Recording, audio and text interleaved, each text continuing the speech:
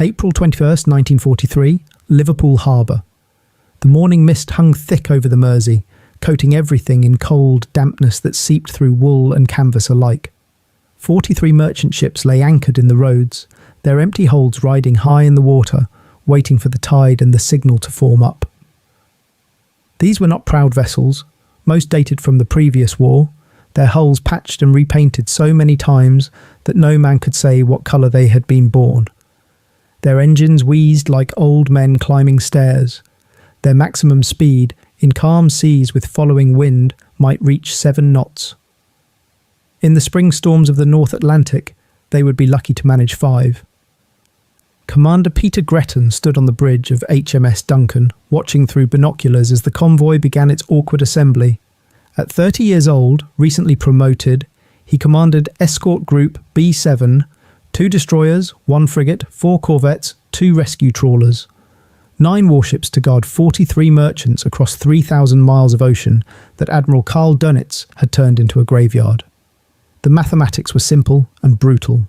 More than 40 German U-boats were gathering south of Greenland, positioned like wolves watching a flock of elderly sheep stumble toward them. Dönitz called it a wolf pack.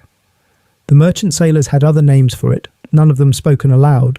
What neither side knew, as the convoy cleared the Irish coast and turned west into grey seas under greyer skies, was that the next 2 weeks would decide the outcome of the entire Battle of the Atlantic, not through grand strategy or technological miracle, but through something more fundamental. The moment when one side's will to hunt collided with another side's refusal to die. The transformation would be measured in bodies and wreckage, in oil slicks spreading across cold water, in the screams of men drowning in darkness. But it would also be measured in something else. The sound of depth charges, the ping of sonar, the mechanical certainty of radar sweeping invisible beams across the surface of the ocean, seeing what human eyes could not. The tools that would turn hunters into prey. In Paris, in the converted hotel that served as U-boat headquarters, Admiral Karl Dönitz studied the plot table with the satisfaction of a chess master positioning pieces for checkmate. His intelligence service, the B-Dienst, had cracked British naval codes with disturbing regularity throughout 1942 and early 1943. They knew where convoys sailed, when they departed, what routes they would follow through the mid-Atlantic gap where no land-based aircraft could reach them. For ONS 5, Dönitz was assembling something unprecedented. 3 wolf packs, Gruppe Star, Gruppe Specht, Gruppe Fink. Over 40 submarines strung across the convoy's projected route like a net waiting to close. The tactical doctrine was elegant in its brutality. Shadow during daylight, remaining beyond the horizon, invisible. Transmit position reports every few hours, vectoring other boats toward the contact. Then, after darkness fell, close on the surface at high speed, using the night as camouflage. Penetrate the escort screen, get inside the convoy columns where the merchant ships sailed, in tight formation, 4 or 5 vessels per column, 9 columns across. Fire torpedoes at point-blank range. Watch the targets explode. Dive and creep away while chaos reigned above. Surface hours later, miles away, ready to attack again. It had worked for 3 years. In 1940, the happy time when U-boats sank ships faster than Britain could replace them. In 1942, the second happy time, when American convoys off the eastern seaboard burned like torches against the lights of cities that refused to implement blackouts. By spring 1943, German submarines had sent 14 million tons of Allied shipping to the bottom. 14 million tons. Enough steel to build a road across the Atlantic. Enough cargo to feed Britain for 2 years. Enough lives lost to fill a city.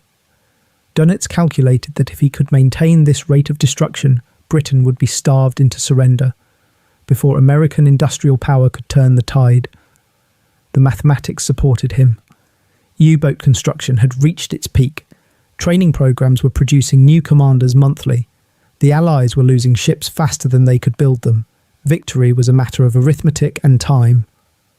What Dönitz could not calculate, what no amount of intelligence could reveal, was that the technological balance had shifted beneath him like a ship's deck in a storm. The Allies had not announced their innovations. They had simply deployed them quietly to escort groups like B7, centimetric radar that could see surfaced submarines 5 miles away in total darkness, high-frequency direction finding that could pinpoint a U-boat's position the moment it transmitted a radio message, improved depth charges, Hedgehog forward-throwing mortars. Most critically, the breaking of the German naval Enigma cipher at Bletchley Park, allowing the Allies to read Dönitz's orders almost as fast as his submarine commanders. The hunters were Yahweh, about to discover they had been hunting something that had learned to hunt back. April 29th, the convoy crawled westward through seas that grew rougher with each passing hour. A massive low-pressure system, moving northeast from Newfoundland, collided with Arctic air sweeping south from Greenland. The result was a storm of such violence that even North Atlantic veterans watched the barometer fall and felt their stomachs tighten. Winds exceeded 60 miles per hour. Waves built to 40 feet, walls of dark water that came at the ships like moving cliffs. The temperature dropped until ice formed on rigging and railings, adding weight to vessels that were already labouring like drowning men. For the merchant ships, empty of cargo, riding high in the water, it became a fight simply to survive. They pitched and rolled through arcs that sent green water cascading over their bows, flooding decks, tearing away everything not welded down. Several lost steering temporarily as waves overwhelmed their rudders. The convoy formation disintegrated completely. Each captain focused solely on keeping his bow into the waves, preventing a broach that would roll his ship onto her side and finish her without any torpedo needed. The escorts suffered worse. Destroyers and corvettes, designed for speed and manoeuvrability rather than seakeeping, became toys in the storm's grasp. HMS Duncan buried her bow in wave after wave, solid water sweeping her foredeck and bridge. Below decks, men were thrown from bunks, equipment tore loose. The violent motion made eating impossible, sleeping a dream, merely standing a challenge that required both hands and constant vigilance. The corvettes, with their rounded hulls, rolled through arcs exceeding 40 degrees.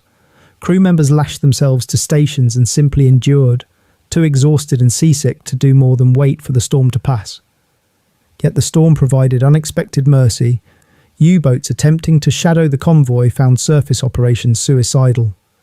Waves swept over their low, conning towers, making observation impossible.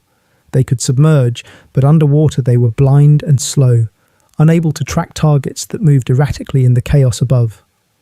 For 36 hours, nature accomplished what the escorts could not, keeping the wolf pack at bay. But storms pass.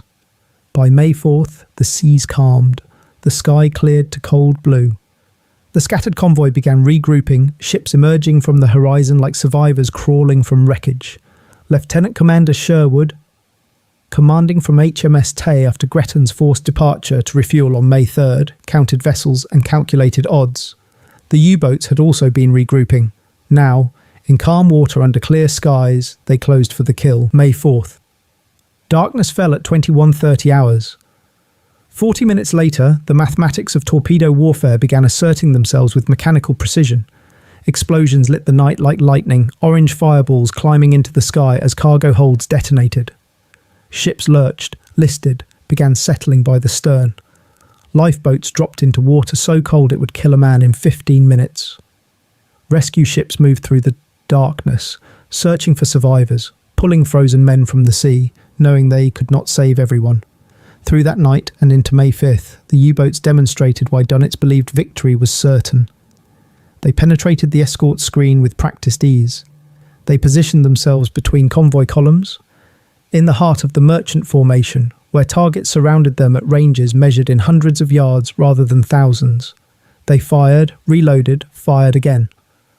Torpedoes crossed the water in phosphorescent wakes, tracks of light leading to destruction. By noon on May 5th, 5 ships had been sunk during the night attacks. Then, in the space of 30 minutes around midday, 3 more ships, Selvestan, Garinda and Bondi, were struck almost simultaneously. They went down within minutes, their crews barely having time to abandon ship. The pattern seemed familiar, inevitable, the same slaughter that had characterized the Atlantic War since 1940. German submarines attacking with impunity. Allied convoys bleeding ships like wounded animals leaving a trail. The escorts racing through the darkness, firing star shells that illuminated nothing, dropping depth charges at contacts that vanished like ghosts. By evening on May 5th, the convoy had lost 12 ships. The wolf pack circled for the final kill. What the German commanders did not know, what they could not see, was that something fundamental had changed in the equations of hunter and prey. The escorts were not simply defending anymore. They were hunting, and the tools they carried, the invisible weapons of radar and sonar and direction finding, were about to demonstrate what happens when technological surprise meets tactical confidence. The night of May 5th to 6th, 1943. The ocean was calm, the visibility perfect, the moon not yet risen. Conditions favoured the submarines, or so every U-boat commander believed. They surfaced in the darkness, confident in their invisibility, preparing to press home attacks that would annihilate what remained of the convoy. Instead, they surfaced into a killing field. HMS Pink's radar detected a contact at 4:30 hours. Range, 4 miles. The corvette turned toward the target, increasing speed, her crew racing to action stations in the darkness. The U-boat's lookouts saw nothing until Pink was less than a mile away, her bow wave white in the starlight. U-192 crash-dived, but too late. Pink's commander had fought this kind of engagement before. He knew exactly where the submarine would be after diving. His depth charges were already set to the correct depth. The patterns rolled off the stern as Pink passed over the swirl of disturbed water marking the U-boat's dive. The ocean erupted. Underwater, the shock waves crushed U-192's pressure hull like a hammer striking an egg. She surfaced moments later, mortally wounded, water pouring through ruptured seams. Her crew abandoned ship, jumping into the cold Atlantic. Pink circled cautiously, lowering boats to pick up survivors. 41 German sailors were pulled from the water. U-192 sank bow first, sliding beneath the waves with a sound like a sigh. 2 hours later, HMS Oribi gained radar contact on another submarine. The destroyer turned toward the target, accelerating to 30 knots, her 4-inch gun crews standing ready. U-125 attempted to dive, but Oribi closed too fast. The destroyer's bow struck the submarine's pressure hull amidships, a grinding collision that tore steel and ruptured tanks. The U-boat surfaced, unable to submerge, her crew pouring onto the deck. HMS Snowflake arrived moments later and finished the job with depth charges. The survivors watched their boat die, then swam through oil-slicked water toward the rescue nets. HMS Vidette, equipped with the new Hedgehog forward-throwing mortar, caught U-531 on the surface at 03:15 hours. The Hedgehog fired 24 contact-fused bombs in a circular pattern ahead of the attacking ship, allowing Vidette to maintain sonar contact throughout the attack. The bombs struck water, sank, and detonated only when they hit the submarine's hull. The underwater explosions were different from depth charges, sharper, more concentrated. U-531 broke apart beneath the surface. There were no survivors. HMS Pelican found U-439 attempting to escape at 0445 hours. The sloop pursued for 30 minutes, maintaining sonar contact through every evasion attempt the German commander made. Then Pelican's depth charges spoke. The patterns were precise, calculated, deadly. Oil and debris surfaced. HMS Pelican circled the wreckage field, searching for survivors. She found none. HMS Loosestrife sank U-638 just before dawn, catching the submarine as it attempted to surface after a prolonged underwater chase. The corvette's depth charges forced the U-boat up, damaged and leaking. Loosestrife's guns finished what the depth charges began. The German crew abandoned ship. The submarine sank in water so deep her wreckage would never be found. By dawn on May 6th, 5 U-boats had been destroyed in less than 6 hours. 5, a number that meant nothing until measured against 3 years of Atlantic warfare, where sinking even one submarine in a single convoy battle was considered success. The exchange ratio had not just shifted, it had inverted. The hunters had become the hunted, and the prey had developed teeth. In Paris, Admiral Dönitz read the reports with growing horror. Not horror at the losses themselves. Submariners died, this was the nature of their service, but horror at what the losses meant. The mathematics that had promised victory were collapsing.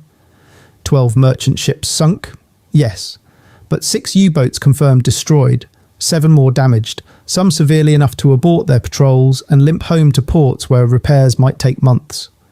The exchange ratio that made U-boat warfare viable, the ratio that had brought Britain to the edge of starvation, had inverted catastrophically.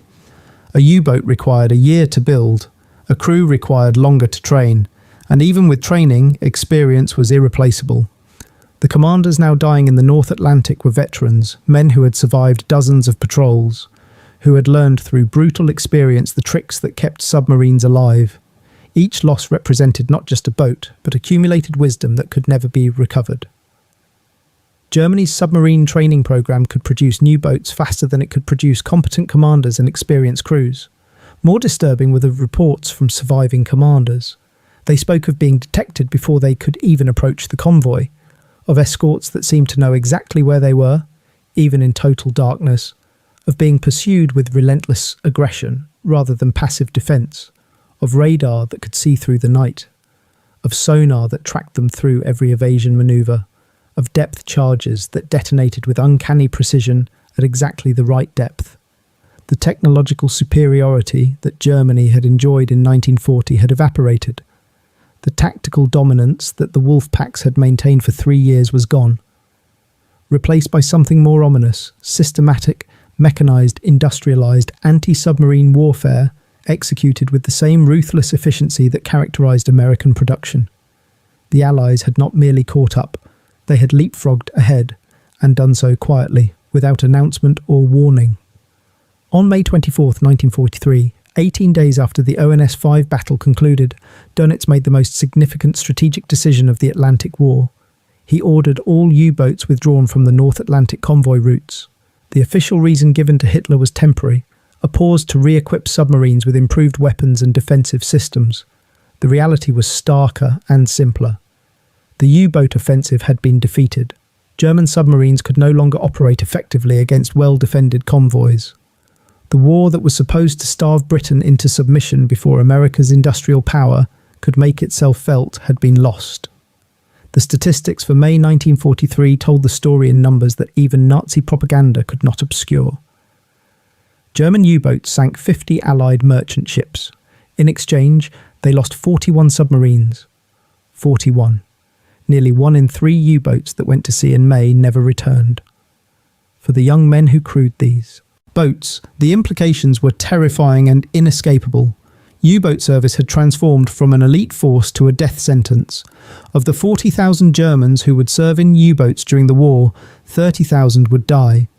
A 75% casualty rate, the highest of any military service on either side of the conflict. The withdrawal from the North Atlantic had immediate and profound consequences. Allied convoys that had been crossing with 20, 30, 40% losses began arriving with minimal casualties. The supplies that had been desperately scarce in Britain, food, fuel, ammunition, raw materials, now flowed freely across shipping lanes that German submarines could no longer contest. The build-up for the invasion of Europe could proceed without the constant fear of supply lines being severed. American forces and equipment poured into British ports, transforming the island into a vast military base. But the strategic shift represented more than tactical success or technological advantage. It represented the triumph of industrial capacity over tactical brilliance, of systematic production over individual skill, of overwhelming material superiority over courage and determination. The same lesson that German POWs were learning in camps across America, watching electric lights burn wastefully through the night and factories produce more in a week than the Reich managed in a month. The P-47 Thunderbolt had demonstrated it in the skies over Europe. 8 machine guns firing 6,000 rounds per minute, enough firepower to disintegrate aircraft that German propaganda had claimed were invincible. The Liberty ship program had demonstrated it in American shipyards. Building cargo vessels faster than U-boats could sink them, replacing losses overnight, turning the arithmetic of attrition into an equation the Germans could never win. The escort carrier program demonstrated it in the North Atlantic, closing the air gap, providing continuous air cover, hunting submarines with aircraft equipped with radar and depth charges, and now ONS 5 had demonstrated it in the most fundamental way possible. A slow convoy of elderly merchant ships, defended by a handful of escorts, had faced the largest concentration of U-boats ever assembled against a single target. It had lost ships. It had watched men die in freezing water. It had endured attacks that, in any previous year, would have resulted in annihilation, and yet it had survived, more than survived. It had inflicted losses on the submarine fleet that proved unsustainable. It had demonstrated that the technological and tactical balance had shifted permanently. The lesson was being repeated across every theatre of the war. In the Pacific, where American submarines were strangling Japan's merchant fleet, with the same efficiency that German U-boats had once demonstrated in the Atlantic. In the skies over Germany, where bomber streams protected by long-range fighters were systematically destroying industrial capacity.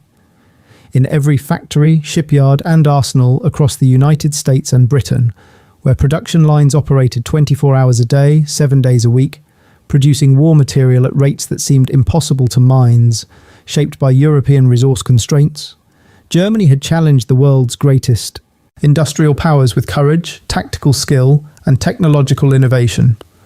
For a time, those advantages had been enough, but courage cannot replace oil when the tanks run dry. Tactical brilliance cannot feed soldiers when the supply lines are cut. Technological innovation means nothing when the enemy can match it and then exceed it through sheer scale of production. The mathematics were simple and brutal.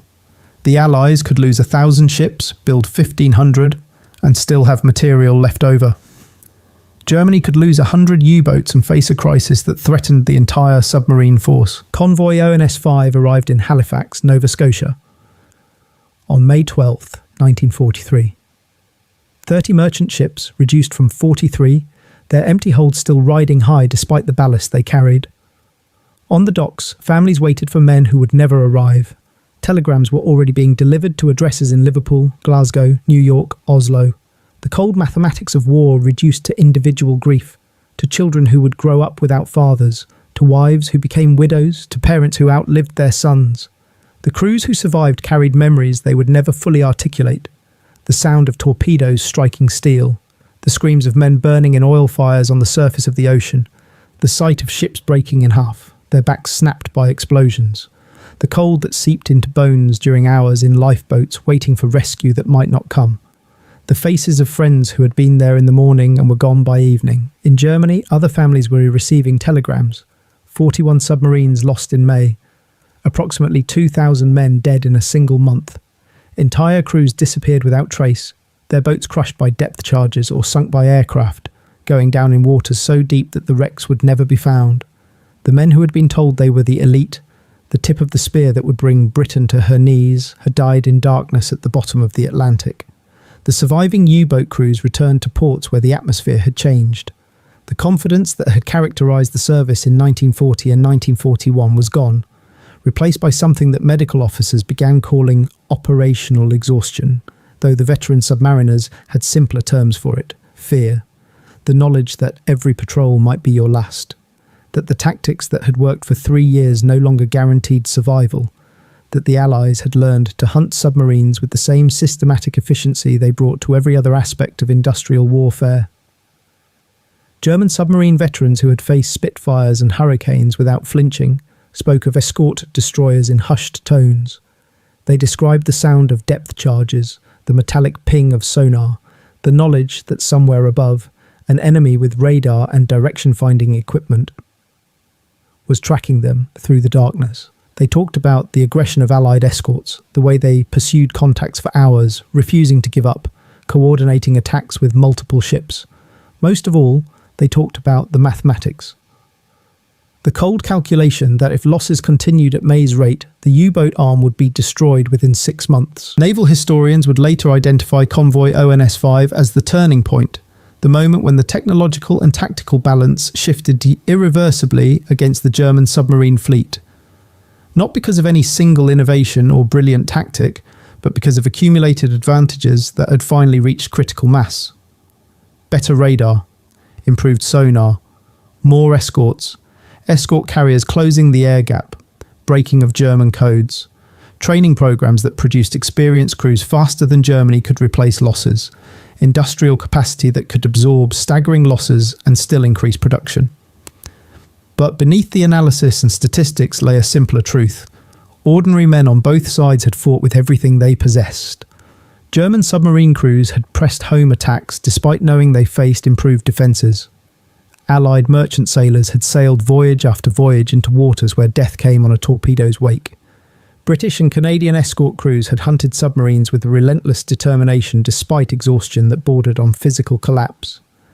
None of them knew they were fighting the battle that would decide the war's outcome. They knew only that their side needed them to continue, so they continued. The Battle of the Atlantic would rage for 2 more years. More ships would be sunk. More submarines would be destroyed. More men would die in cold water far from any shore. But the outcome was no longer in doubt. May 1943 marked the month when Allied victory became inevitable and German defeat merely a matter of time. The U-boat offensive that had come closer than any other German strategy to bringing Britain to her knees had been broken. Not through any single battle or technological miracle, but through the systematic application of industrial power, tactical innovation, and human determination. Commander Peter Gretton received the Distinguished Service Order for his leadership of Escort Group B7. Many of his crew members received decorations for actions during the battle, but Gretton himself would later write that the real heroes were the merchant sailors who sailed voyage after voyage despite knowing the odds, who continued because the supplies they carried were essential to victory, who accepted the risk because someone had to, and it might as well be them. The convoys continued. Through 1943, through 1944, through the final months of 1945 when Germany's war machine ground to a halt for lack of fuel and raw materials. The shipping lanes that U-boats had contested remained open, feeding the armies that would liberate Europe, sustaining the populations that refused to surrender, demonstrating that industrial power, properly applied, could overcome any tactical or technological advantage. The North Atlantic today bears no scars from the battles fought in its waters 80 years ago. The ocean has reclaimed its dead, covered the wrecks, erased the evidence of struggle. The merchant ships that were sunk rest in water so deep that no light reaches them, their holds still empty, their crews still at their stations. The U-boats that hunted them lie on the ocean floor, their pressure hulls crushed by the weight of water, their crews entombed in steel coffins that will last 1,000 years. But the consequences of those battles echo still. The failure of the U-boat offensive meant Britain survived. It meant the invasion of Europe could proceed. It meant Allied victory became possible rather than merely hoped for. Convoy ONS 5 was one battle among hundreds in the Atlantic War. 12 ships lost among thousands that would never return. 13 if you count the records differently, sources varying slightly on the final tally. But it was the battle where the tide finally turned, where the hunters became the hunted, where the apparently invincible met the simply determined and learned that courage and technology, properly combined, could overcome any advantage. The lessons of ONS 5 extended beyond naval warfare. They spoke to fundamental truths about industrial conflict in the 20th century. That production capacity mattered more than individual valour. That technological innovation required constant effort rather than resting on past achievements. That training programs needed to produce not just soldiers, but experienced crews who could use advanced equipment effectively. That intelligence, breaking enemy codes, analysing patterns, anticipating moves, could multiply the effectiveness of every other advantage. That systematic, organised industrial warfare would defeat individual brilliance given sufficient time and resources. Germany had built the most experienced submarine force in history, had developed tactics that brought 3 maritime empires to the edge of defeat, had produced boats and weapons that represented the cutting edge of naval technology, and lost because the Allies matched every innovation, exceeded every capability, and produced more of everything than German industry could replace. The mathematics were brutal and inescapable. When one side can afford to lose and the other cannot, the outcome is predetermined. Only the casualties remain uncertain. The 13 merchant ships lost carried men who would never see their homes again, who died in darkness and cold water far from any shore. For their families, there was no victory, only absence. The 6 U-boats destroyed took with them crews who had believed they were fighting for something worth dying for, who went to their deaths not knowing that their sacrifice would prove meaningless, that Germany's cause was already lost. For their families, there was only the telegram, the condolences, the empty chair. War's accounting reduces individuals to numbers, transforms, lives into statistics, converts grief into strategic calculations. Convoy ONS 5 paid the price that victory demanded, 13 ships for 6 submarines and 7 damaged. In the merciless mathematics of global war, that exchange rate spelled the difference between defeat and survival, between darkness and hope, between tyranny triumphant and tyranny ground, down by the accumulated weight of industrial power that would not be denied. The battle's legacy lives in the silent depths, where submarines and merchant ships rest together, former enemies united in the democracy of death. It lives in the memories of survivors who carried what they experienced into old age, who never forgot the sound of depth charges, or the sight of ships breaking apart, or the faces of men who stepped off the bridge one morning and were gone by evening. It lives in the strategic histories that mark May 1943 as Black May, the month when the Kriegsmarine lost the Battle of the Atlantic, and with it any hope of starving Britain into submission. They came as wolves hunting prey that could not fight back. They left as prey learning that what they hunted had developed teeth. The ocean remembers what we forget. That victory is written in wreckage and bodies as much as strategy and courage. That the mathematics of industrial war favour those who can produce, endure, and adapt faster than their enemies can destroy, resist, and innovate. That sometimes the turning point of history occurs not in a single dramatic moment, but across a week of darkness, depth charges, and dying ships, where the only witness is cold water and the only monument is silence.